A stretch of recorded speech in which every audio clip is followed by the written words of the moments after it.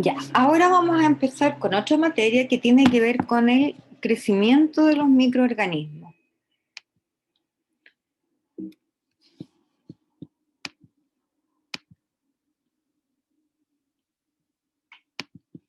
Ya, ¿por qué es importante primero ver el crecimiento de los microorganismos? Porque necesito tener biomasa de los microorganismos para hacer distintos estudios. Por ejemplo, yo puedo hacer estudios taxonómicos. O sea, significa que yo puedo tener muchos microorganismos y puedo evaluar, ¿no es cierto?, en un consorcio microbiano, secuenciando puedo determinar la familia, ¿no es cierto?, a la cual pertenecen esos microorganismos, si son arqueas, si son bacterias, si son hongos, si son levaduras, e incluso puedo determinar, ¿no es cierto?, específicamente el microorganismo, o sea, si es un Aspergillus niger, si es un Aspergillus parasítico, si es una Escherichia coli. No que yo diga es una bacteria, es una enterobacteria, es una bacteria gram negativa, sino que indica el nombre, o sea, así es, o sea, yo puedo hacer estudios filogenéticos y determinar, ¿no es cierto?, la especie. Y para eso, ¿no es cierto?, yo tengo que trabajar con el DNA o con el RNA para poder hacer estos estudios. Por ejemplo, quiero estudiar el metabolismo del microorganismo. Por ejemplo, qué consume, si presenta alguna ausotrofía, o si requiere, por ejemplo, que yo le agregue algún aminoácido, o que este microorganismo produce algo interesante, ¿no es cierto? Su metabolismo produce metabolitos secundarios que, por ejemplo, son muy utilizados. La Escherichia coli, por ejemplo, produce, ¿no es cierto?, tirosina, porque es una Escherichia coli modificada, y la tirosina, que algunos compran en el comercio, eh, o suplementos de proteínas, muchas veces son producidos, ¿no es cierto?, o la tirosina que se vende, y que vemos de MER, es sacada de microorganismos, ¿no es cierto?, que lo han modificado genéticamente para que sean hiperproductores de algún aminoácido necesario para, por ejemplo, la alimentación. Y por lo tanto yo ahí requiero estudiar el metabolismo del microorganismo, si es que lo voy a modificar, para evaluar la expresión génica, hacer cinéticas de crecimiento o producción de compuestos activos utilizando microorganismos, otros compuestos. O sea, hoy día se utilizan los microorganismos para producir una serie de compuestos activos y de compuestos necesarios en la medicina y en la salud. Por ejemplo, el más típico es la insulina o, por ejemplo, el interferón, que se utiliza en algunas patologías, que se produce en bacterias como Escherichia coli o Pseudomonas. ¿En qué consiste el crecimiento de un microorganismo? Las levaduras poseen una reproducción por yemación, significa que de la célula madre va a salir una célula hija. Y esta yemación va a producir cicatrices y la edad máxima de una célula, o sea, la edad máxima que puede tener una célula, en el fondo es cuántas yemaciones va a ser. Y eso es porque va dejando cicatrices y en la cicatriz no puede existir, ¿no es cierto?, otra yemación. También existe otro ciclo reproductivo que lo hacen algunas levaduras, que es por esporas.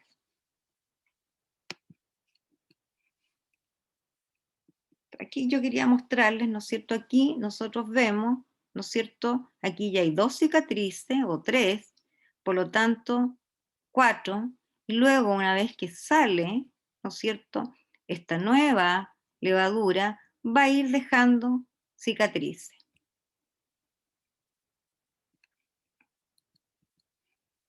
El tiempo que le lleva a una nueva célula a dividirse se llama tiempo de generación.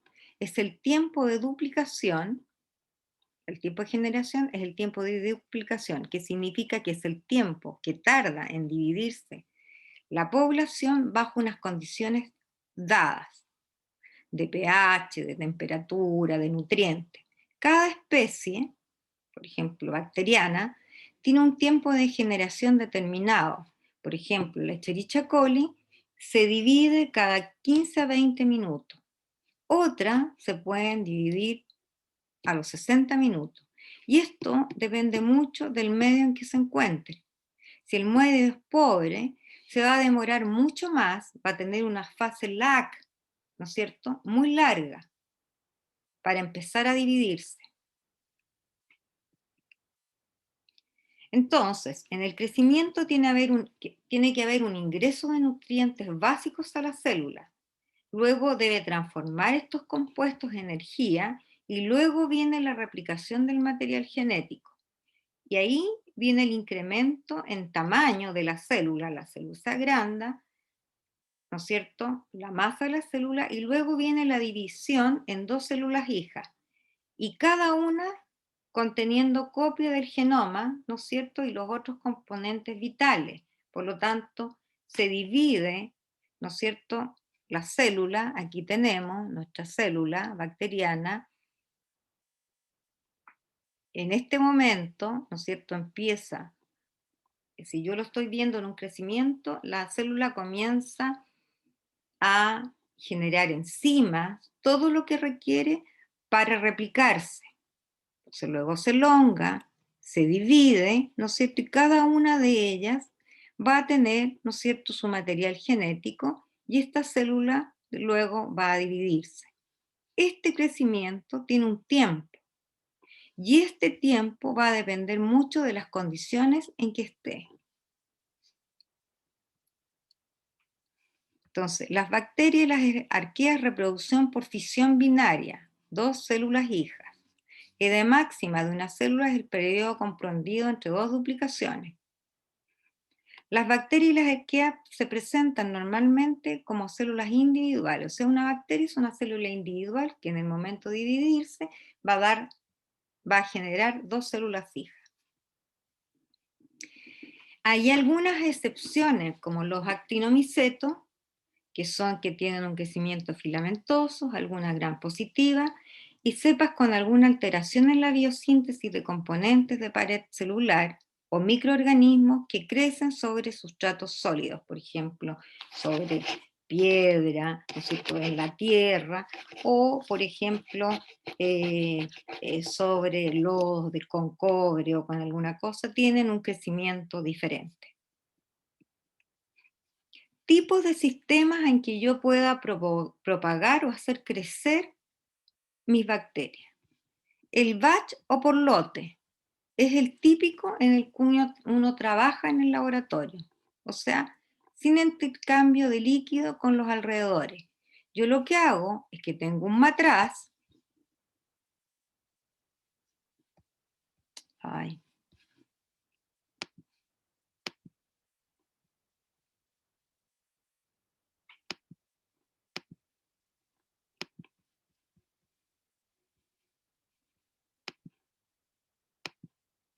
A ver, si me ven.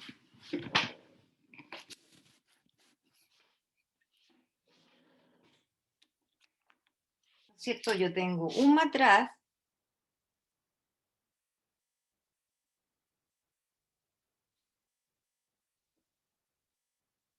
en el que voy a tener un contenido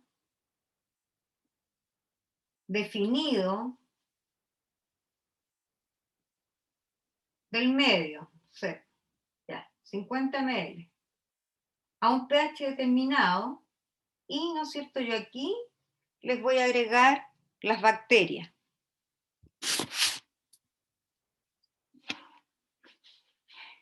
Y, por lo tanto, no le va a entrar líquido ni va a salir líquido. Este es el medio batch. Por lo tanto, yo lo voy a dejar creciendo, ¿no es cierto? Las células van a empezar a crecer, van a llegar hasta una fase estacionaria y luego van a morir en el mismo cultivo.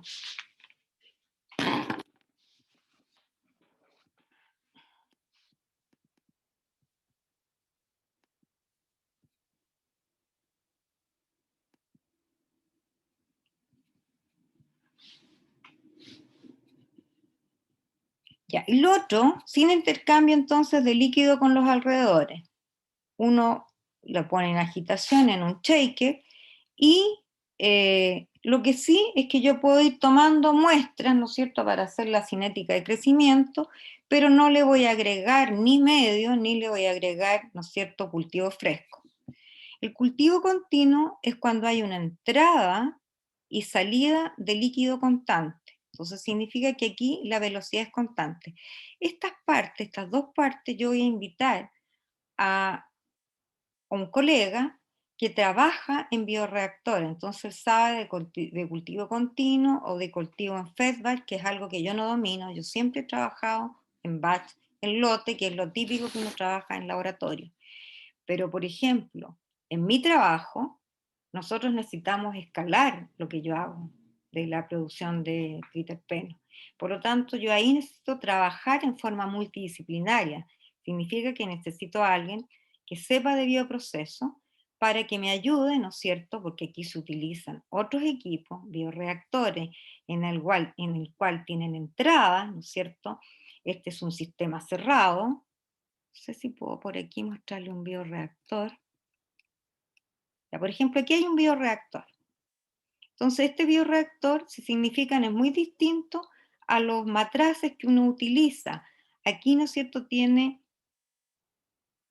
un sistema, ¿no es cierto?, que va agitando el cultivo. Además, hay sonda en el cual van midiendo el pH y si cambia el pH, esto le va agregando, ¿no es cierto?, un tampón para que el pH se mantenga. Todas estas valvulitas, todo esto está estéril, y todas estas valvulitas van a estar conectadas a los computadores y además van a estar conectadas a un sistema en el cual le van a entrar nutrientes y, por ejemplo, yo puedo sacar el cultivo y puede entrar cultivo nuevo. Por lo tanto, siempre va a estar el cultivo en una fase. ¿Por qué? Porque siempre yo voy a estar entrando cultivo y sacando cultivo y por lo tanto al cultivo yo no le voy a dar el tiempo para que pase, ¿no es cierto? Y que esté en fase de muerte. Entonces controlo, ¿no es cierto?, en la fase en la que yo quiero trabajar ese cultivo. Ya. Entonces aquí hay un cultivo continuo, entrada y salida de líquido constante, entonces yo estoy renovando el medio constantemente con nutrientes, o por ejemplo el sistema fed-batch, que es entrada de líquido, pero el volumen es variable. Ya. Esta parte, ¿no es cierto? Yo no lo voy a preguntar en la prueba. Yo quiero que ustedes sepan que existen distintos tipos de propagación de los microorganismos, pero depende de lo que yo quiero. Entonces yo aquí esta parte la voy a ver, la voy a retomar, ¿no es cierto?, de los cultivos, de la propagación de los microorganismos, más adelante, ¿no es cierto?, para que otra persona, ¿no es cierto?, que sea experta en esto, les explique. Pero una curva típica, por ejemplo, en un cultivo batch, que es lo que acabo de mostrar en la pizarra, la curva típica de crecimiento microbiano en modalidad batch está compuesta de las siguientes fases. Una fase lag, una fase logarítmica que la vamos a ver de crecimiento exponencial, una fase de desaceleración. Significa que aquí las bacterias, ¿no es cierto?, comienzan como a acostumbrarse. Luego comienzan, ¿no es cierto?, comienzan a incorporar los nutrientes para que puedan comenzar, ¿no es cierto?, a dividirse. Entonces aquí comienza el crecimiento exponencial, una fase de desaceleración, una fase estacionaria y una fase de muerte. El que yo haga otro tipo de cultivo, siempre tengo que pasar por esta fase para conocer cuál es el comportamiento de mi microorganismo y en qué fase es la que a mí me interesa trabajar luego cuando haga un cultivo, ya sea por lote, continuo o fed-batch. Ya. Entonces aquí, por ejemplo, se mide, aquí yo estoy midiendo la densidad óptica y por otro lado estoy midiendo el número de microorganismos viables. Entonces aquí se hicieron dos tipos de mediciones. Entonces, aquí está una fase log, una fase lag bastante cortita, ¿no es cierto? Después viene, esto es en el tiempo, y después vienen, ¿no es cierto? Las células comienzan a crecer, a aumentar. Significa que se están dividiendo. Entonces, de una célula salen dos células hijas, si es un cultivo de bacterias. Por ejemplo, una típica Escherichia coli. Entonces, aquí muchas veces se producen los metabolitos que yo quiero. Entonces, por lo tanto, cuando yo me pase a otro cultivo, yo siempre tengo que mantener el cultivo en esta fase, siempre en fase exponencial. En esos cultivos, en bioreactor también, por ejemplo, entra oxígeno o entra un mínimo de oxígeno dependiendo de las condiciones en que crece el cultivo. Por lo tanto, yo puedo controlar el oxígeno, yo puedo controlar miles de variables. Si necesita CO2, si necesita o que no se me forme espuma. eh, Sobre todo controlar, por ejemplo, variables como el pH y los nutrientes. Luego va a estar en una fase de desaceleración y va a entrar en una fase estacionaria. También en esta fase estacionaria hay algunos microorganismos que producen cosas importantes. Por ejemplo, hay microorganismos en que en esta fase producen tirosina. Entonces, en esta fase en la cual yo recupero el producto que quiero, ¿no es cierto?, generar o que quiero producir. Luego viene una fase en la cual ya comienzan a agotarse los nutrientes y por lo tanto y además las células comienzan a morir.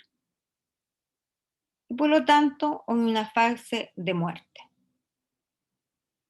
Entonces comienzan a disminuir el número de células, ¿no es cierto?, vivas. Incluso si yo tomo y las tiño, voy a ver más cantidad de células muertas que de células vivas y van a comenzar a disminuir la OD o la densidad óptica o la absorbancia. También tengo que tener presente que los microorganismos crecen en distintas condiciones. Por lo tanto, yo tengo que conocer el microorganismo que quiero crecer. ¿Por qué? Porque si a mí me llega al laboratorio un microorganismo que crece a 4 grados y yo lo hago crecer a 37 grados, ese microorganismo se va a morir. Por lo tanto, es importante saber que existen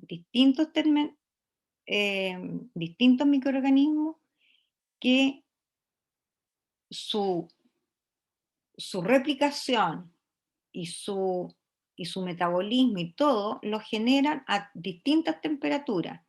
Por lo tanto, es muy, muy importante tener presente a qué temperatura crecen.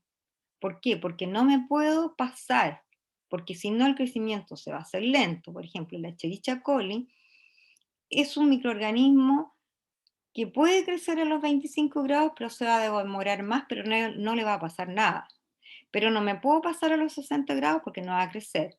Por lo tanto, su mejor temperatura oscila entre los 36 y 37 grados Celsius. Hay otras que crecen a los 60 grados o a los 88. Por lo tanto, significa que si yo a esta bacteria la coloco a crecer a 37 grados, no va a crecer. Por lo tanto, es importante que yo sepa en qué condiciones crecen las bacterias. Ahora, ¿cómo yo puedo ir viendo, ¿no es cierto?, el crecimiento de las bacterias a través del tiempo? Basado en el número de células. Por lo tanto, yo puedo hacer un recuento utilizando un hemocitómetro o una cámara de Petro-Hauser, que es muy parecida a la de Neuhauser, en el cual ustedes cuentan células animales.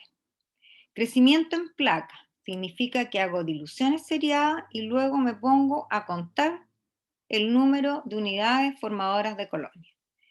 O contadores de partículas, basado en la masa celular. Por lo tanto, midiendo por espectrometría, por electrofotometría, puedo medir, ¿no es cierto?, la densidad óptica, o puedo medir la proteína, porque la proteína es algo mayoritario en la célula. Por lo tanto, la determinación de proteína se va a correlacionar con la cantidad de bacterias que yo tengo. O determinar el peso seco. Significa que yo saco el cultivo. A ver, vamos a ir paso a paso porque esto está aquí. Bueno, primero, ¿no es cierto? Aquí yo tengo el recuento, ¿no es cierto?, de las bacterias. Agrego una cantidad conocida y miro a través del microscopio, ¿no es cierto?, y empiezo a contar las bacterias. El problema es que aquí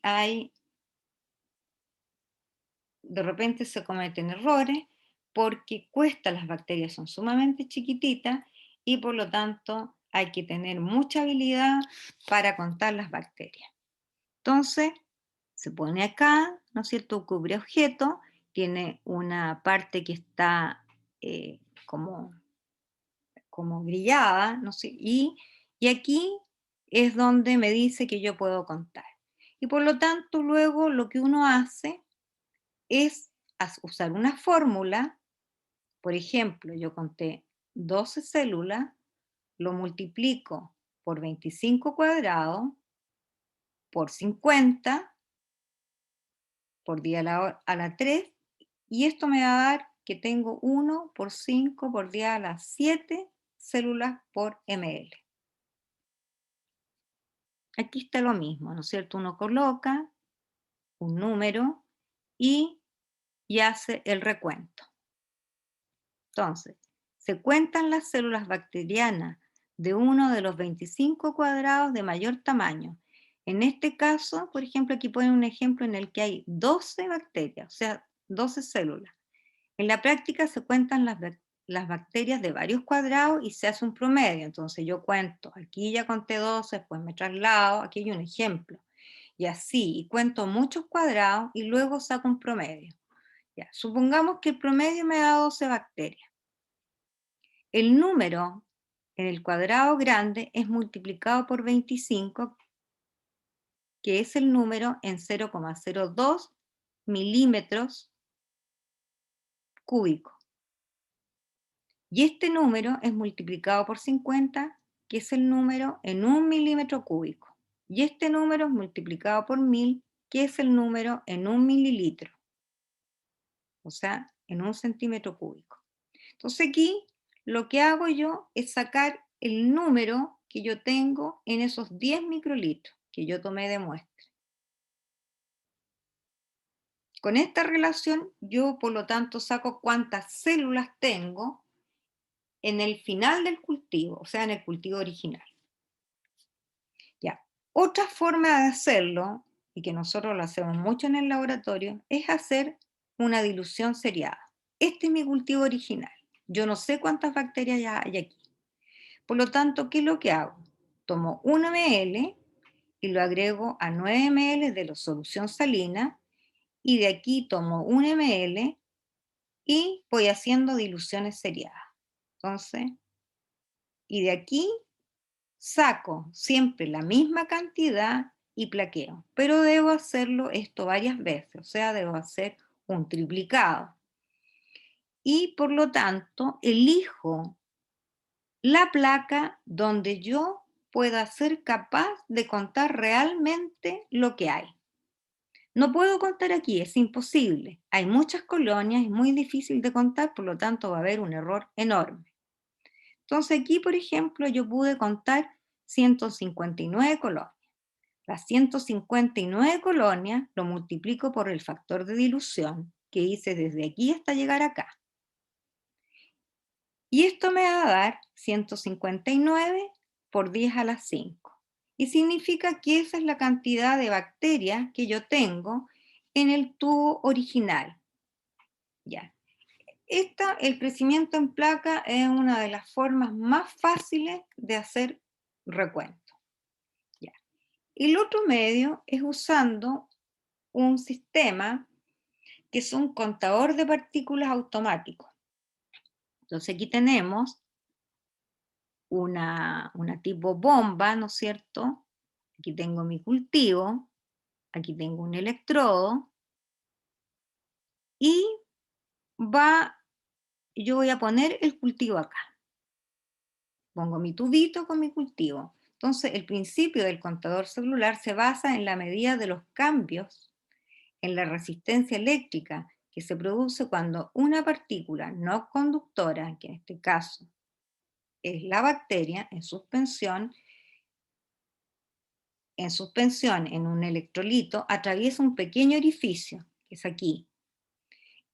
Una pequeña abertura entre los electrodos es la zona sensible a través de la que pasan las partículas que se encuentran en suspensión, que son las bacterias, y cuando una partícula atraviesa ese orificio, desplaza, ¿no es cierto?, un volumen, y ese volumen desplazado es medido como un pulso de voltaje. O sea, por lo tanto, cada vez que pasa una bacteria me da un pulso de voltaje. Y la altura de cada pulso es proporcional al volumen de la partícula. Y por lo tanto, es un contador de partículas. Este mismo principio es el que se usa para medir los linfocitos, los glóbulos rojos. Es una especie de citómetro. Entonces, va contando por pulso las bacterias. Otra medición es hacer una medición espectrofotométrica. O sea, yo determino la absorbancia a 600 o 650 nanómetros, que es aproximadamente la longitud de onda que se utiliza para el crecimiento de las bacterias. Sin embargo, en un rango estrecho entre 0 a 0,15, la relación entre la concentración celular y la absorbancia es lineal y por lo tanto se cumple la ley de Lambert y Beer. ¿Qué significa eso? Que si yo dejé toda la noche las bacterias creciendo, al otro día voy a ver y está turbio, no soy capaz de ver hacia el otro lado del tubo, tengo que hacer muchas diluciones de tal manera de que esté en este rango cuando quiera medir. O sea, la absorbancia tiene que estar, no ser más de 0,15. En ese momento va a ser real y yo voy a poder calcular la concentración.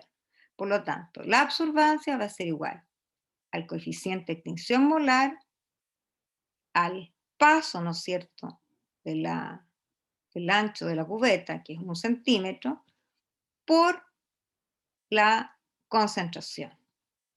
La medida es afectada por la presencia de precipitados, por partículas sólidas, agregados de células, por lo tanto. Por eso es importante que yo haga diluciones. Si yo mido directamente, no se va a correlacionar con nada. Y lo otro es que no es apropiado para, por ejemplo, determinar hongos. Los hongos no crecen de manera homogénea. Entonces yo debo hacer una dilución y ya ahí yo voy a tener una solución homogénea, más homogénea, y voy a poder leerla. Y hay fórmulas en que a uno le indican, según la absorbancia, cuántas coli tiene, o, por ejemplo, está calculado la relación entre la absorbancia con varios microorganismos. Pero siempre es importante recalcar que se tiene que cumplir, ¿no es cierto?, que yo esté midiendo entre este rango de absorbancia. Si estoy pasado, tengo que hacer muchas diluciones. No va a corresponder a la concentración real que hay en la muestra, o sea, al número de bacterias que tengo. La otra manera de determinar es hacer la determinación de la proteína. Entonces hay una ruptura del material celular, recupero los extractos proteicos, ¿no es cierto?, centrifugo, y determino la concentración de proteínas en un espectrofotómetro. Y aquí puedo usar el método de Bradford eh, o cualquier otro método que me permita determinar, ¿no es cierto?, la proteína. Y la concentración de proteína va a ser proporcional a la cantidad de bacterias que hay en ese cultivo. Bueno, aquí, ¿no es cierto?, hay una medición, ¿cierto? Seguramente una es una curva, ¿cierto? Una típica curva de proteína.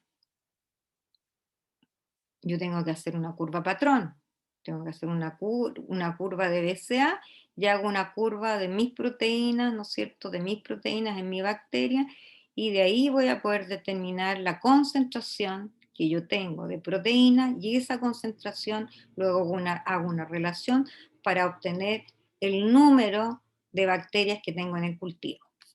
La otra determinación que se utiliza mucho es la determinación del peso seco. Entonces yo tengo el cultivo, que este es un cultivo batch, tengo un cultivo, ¿y qué es lo que hago? Lo filtro por un filtro de 0,22 y por lo tanto las bacterias, ¿no es cierto? Luego lo lavo para que no quede nada, yo el cultivo lo lavo las bacterias, ¿no es cierto? Paso solución salina para que no me queden restos de medio, de nada, y luego, ¿no es cierto?, hago un peso y un secado. Existen balanzas, ¿no es cierto?, que secan la muestra y hasta que esto no fluctúe, yo no anoto el peso. Por eso se llama peso seco. Ya. ¿Cuál es la forma en que lo hacemos en el laboratorio? Se centrifugan los tubos en Eppendorf, se lavan varias veces con una solución salina y luego se deja secar en la estufa y se pesa, ¿no es cierto? Previamente yo he pesado el Eppendorf y luego por diferencia, ¿no es cierto?, anoto la biomasa. Y eso lo puedo hacer sacando cultivos a distintos tiempos y por lo tanto hago mi curva, ¿no es cierto? Entonces yo puedo hacer la curva midiendo proteínas, la curva de crecimiento midiendo proteínas, midiendo el peso seco, midiendo la absorbancia o haciendo recuento de colores. ¿Cómo propago los microorganismos? Primero necesito hacer un inóculo, o sea, depende. Ahí les van a explicar, ¿no es cierto?, que cuando uno tiene el microorganismo que crece en placa, lo que hago yo antes es hacer un preinóculo. Yo no puedo tomar, ¿no es cierto?, una colonia y pasarlo a un bioreactor porque no va a crecer nunca. Entonces yo tengo que hacer un preinóculo. Pero el inóculo se hace, ¿no es cierto?, teniendo las bacterias que debe ser entre el 5 al 10% del cultivo, ¿no es cierto? Creo que no es más del 5%. Si no, le agrego mucha bacteria. Entonces, si yo tengo, voy a hacer un cultivo de 100 ml, el 2,5% de los 100 ml va a ser, entre 2,5 y 5, perdón, es la cantidad del preinóculo que yo voy a agregar, o sea, van a ser mis bacterias. ¿Qué otra cosa tengo que tener? Nutrientes, fuentes de energía, fuente de carbono y oxígeno, que es lo necesario que necesita la bacteria para poder crecer. Significa crear biomasa. Entonces es el medio de cultivo, y estos medios de cultivo pueden ser medios mínimos, definidos, satisface solamente los requerimientos nutricionales mínimos de un organismo. Entonces, contiene cantidades específicas de compuestos químicos cuya composición es conocida. Por ejemplo, el medio M9, ustedes lo van a anotar y lo van a buscar, es un medio mínimo. Un medio rico es un medio complejo, con una amplia variedad de nutrientes. Tienen extractos de levadura, cuya composición química no es conocida en forma precisa, pero sin embargo es un medio que a veces uno lo utiliza cuando quiere seleccionar muchos microorganismos. No es un medio restrictivo, por lo tanto sostiene un crecimiento de una amplia gama de microorganismos. Un medio reductor significa que agrega un agente reductor para remover el oxígeno de modo de favorecer el crecimiento de especies anaeróbicas. Entonces, si tengo un consorcio, ¿no es cierto?, con muchos microorganismos, pero yo quiero seleccionar microorganismos que son anaeróbicos, necesito eliminar el oxígeno. Por lo tanto, de esa manera voy a favorecer que un tipo de microorganismos crezca sobre otro. Los métodos diferenciales permiten el crecimiento de dos o más tipos diferentes de microorganismos, pero contienen pigmentos sobre los cuales los microorganismos actúan en forma diferencial. Es posible determinar cuál de los microorganismos crece. Entonces, estos métodos diferenciales permiten entonces hacer crecimiento de ciertos tipos de microorganismos sobre otros. Medios selectivos. Estos medios selectivos uno comúnmente los utiliza en el laboratorio, por eso significa selectivo, porque me van a crecer, por ejemplo, solamente bacterias o solamente hongos. Significa que, por ejemplo, yo puedo agregar antibiótico, puedo hacer un medio selectivo para que crezca solamente pseudomonas y no crezca una Escherichia coli o no crezca un hongo. Entonces, por eso se llaman medios selectivos, ya sea por la adición de agentes o eliminando ciertos nutrientes esenciales para el crecimiento de microorganismos indeseados. Significa que yo hago un medio especial para el crecimiento de un tipo de microorganismo sobre el otro. Ahora, con respecto al crecimiento de las células eucariontes, también estas células necesitan nutrientes para poder crecer.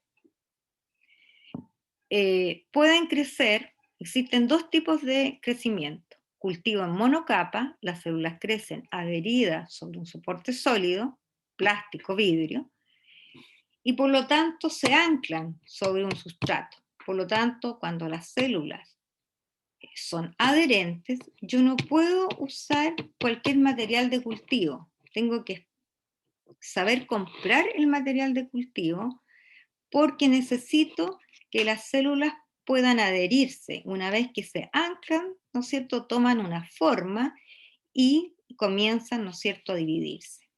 El cultivo en suspensión, las células se encuentran dispersas, como las bacterias, no crecen adheridas.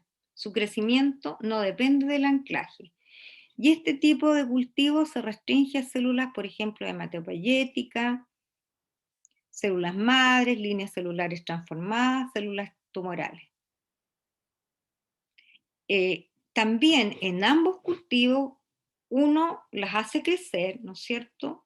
Y empieza a mirar, las empieza a ver todos los días, de tal manera de que tengan una cierta confluencia, de manera de que yo, ¿no es cierto?, no las puedo dejar creciendo tanto porque también va a haber lo mismo. Las células van a empezar a morir, las células va a haber una carencia de nutrientes y por lo tanto las células además van a comenzar a morirse.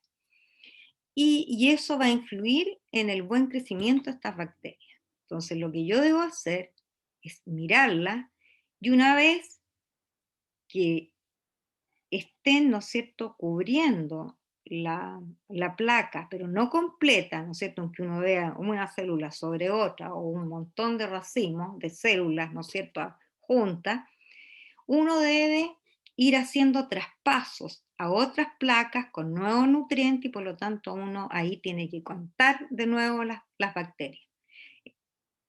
También uno debe preservar las bacterias, criopreservar las células. Lo mismo pasa con las bacterias, uno las debe criopreservar. ¿Cómo se criopreservan las bacterias? Esto lo vamos a ver en el laboratorio.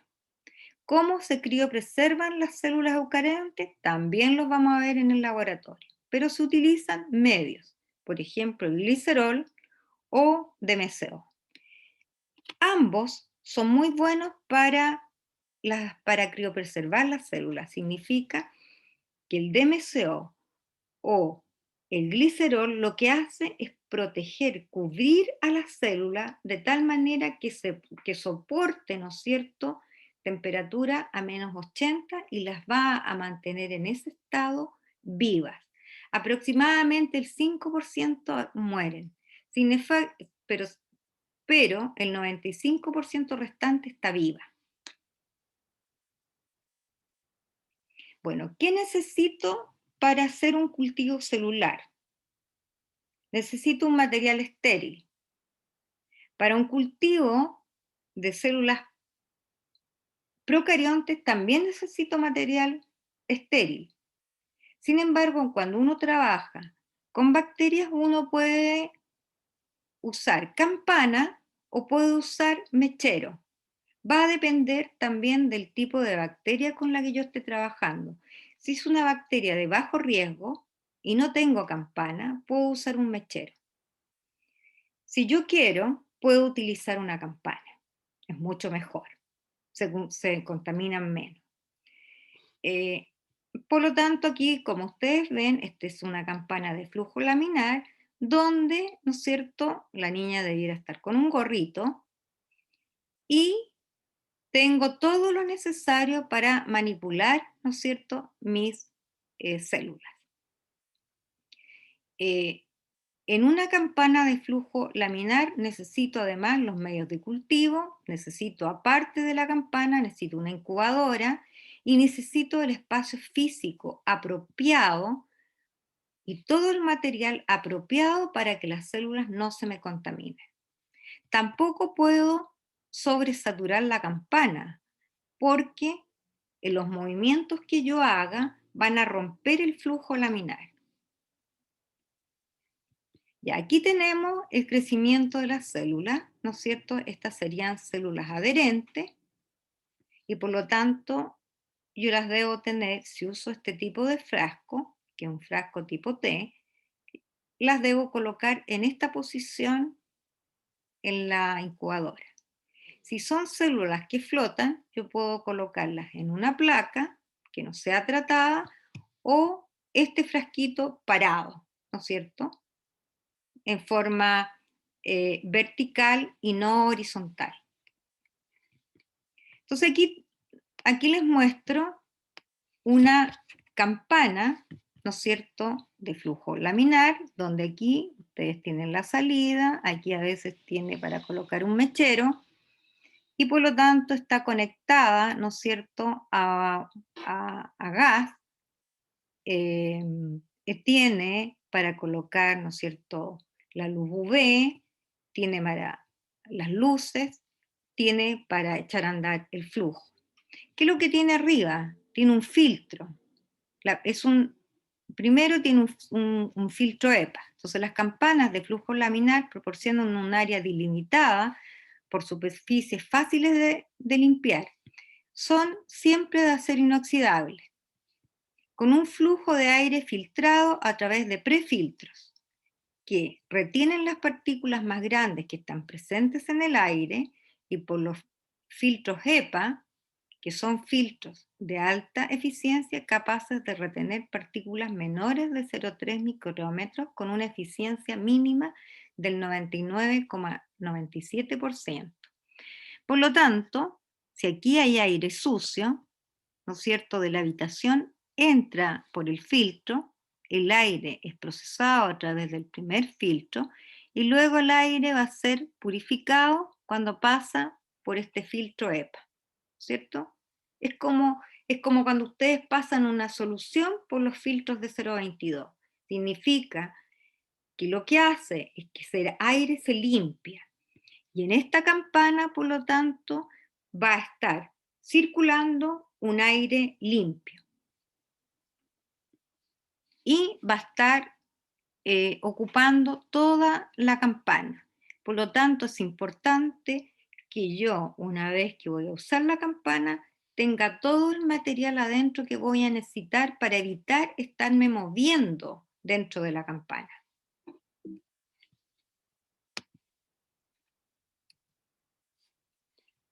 Ya, vamos a quedar acá en esta sección y vamos a hablar la próxima clase cómo trabajar en cultivo celular. Entonces vamos a aprender a cómo yo trabajo con células eucariontes. Vamos a hablar de los medios de cultivo, vamos a volver a retomar este recuento, que es muy parecido, lo vamos a ver paso a paso, cómo se hace en la cámara de Neubauer. Voy a tratar de buscar un video o les voy a decir a mis alumnos para que les cuenten cómo se hace el conteo en cámara, porque esto es importante verlo, hacerlo en la práctica. Si no, es muy difícil aprender a contar. Y me queda poquito y ahí empezamos, por lo tanto, en la próxima clase terminamos de ver cómo trabajamos con las células eucariontes, cómo las contamos y vamos a empezar a ver la extracción del material genético desde distintas fuentes, bacterias, células, hongos. Entonces vamos a ver el material genético, DNA, RNA. Listo, nos vemos.